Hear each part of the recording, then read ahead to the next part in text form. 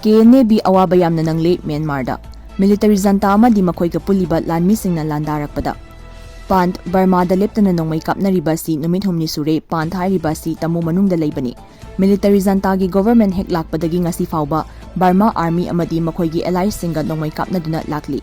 military junta PDF anigi marakta makoigi khwaidiki faba khutlai bomb sizinaduna kapnabada mioi lising henna sikre mafam asi capture tawnaba hotnaduna lakli hauzik fauba capture tawnabadi ngamnadri mafam asibu capture tawba haiba si tawdaba yadraba pandamni maram aduna mamang leibak popa numitagi nongmai kapnaba leptri haiba aikhoigi reliable oiba source tagi fangba pau amana hairi